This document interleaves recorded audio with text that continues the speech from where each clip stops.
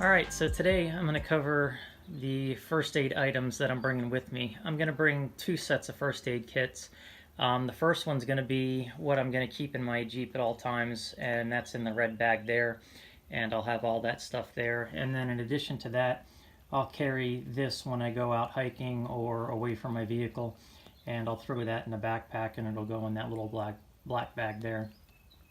I was for the longest time carrying around that huge first aid kit, but I just don't have the room for it, and a lot of it was just duplication of everything that I already have in the other two kits. So let me show you what I have here first and go through that list real quick. And of course, in the comments below, let me know what I'm leaving out.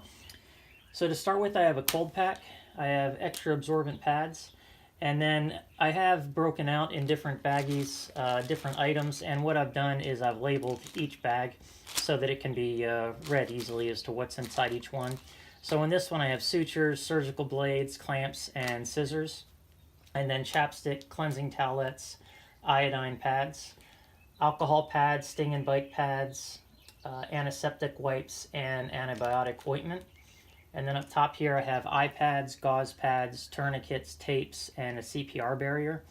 And then I have the stretch elastic bandages, a triangular bandage. I ended up just throwing in ear protection, an extra little razor blade, and that's an iodine bottle. And then up top I have a trauma dressing, a large one. And then in the bag below it, soap, burn gel, burn cream, medical device lube, respiratory stimulant, and pain pills.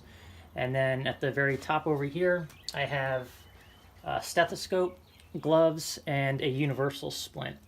And then a nice thing to keep inside your kit is a first aid quick guide. And this just shows you what to do in certain situations, what not to do, and is a step-by-step to handle, various issues that you may have or the person treating you. So that's always great to have in your kit. And it all goes in this red bag over here. It doesn't look like it all fits, but it actually does. And then I just set that inside the Jeep so that it's easy to get to, and I'll show you that in a sec. So in my carry kit, like I said, this will go in my backpack. I just have some non-woven pads, couple of other gauze pads, extra absorbent, a stretch bandage, another ice pack, and then a little pair of scissors, tweezers, and a couple of other, like a triangular bandage, and just a small bandage along with tape. And then I have iodine pads, cleaning towelettes, and sting and relief pads along with first aid ointment.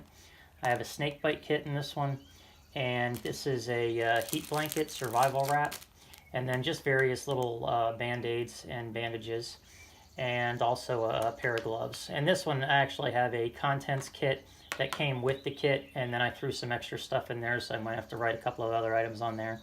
And then again, just a quick first aid guide, which is always great to reference.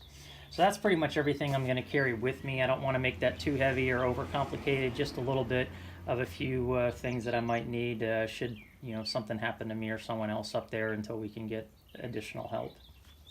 A couple of other things about this kit. I actually, inside the zipper compartment of that pouch, have band-aids, little splinter removers, and Q-tips and things like that in there.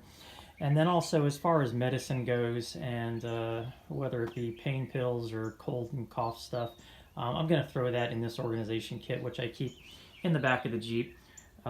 It has a bunch of other items that I use daily for camping and things like that, in addition to my food and camping gear for cooking and little things like that. Alright, so here's my first aid kit in the back of the Jeep. You can actually reach it from the back door on the driver's side, and then also while the hatch is open, it's sitting right next to the fire extinguisher.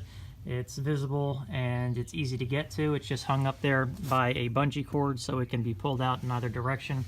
I actually do have the splint up top here because it doesn't fit in the red pouch, but everything else does. And so I think that should work. But again, feel free to leave your comments of anything that I left out of either kit. Again, this is just first aid items, and not necessarily you know, tools or you know, like bear spray or anything like that that I should be out taking, because I will be bringing stuff like that. But feel free to leave your suggestions below. Hit the like button, subscribe, and thanks for watching.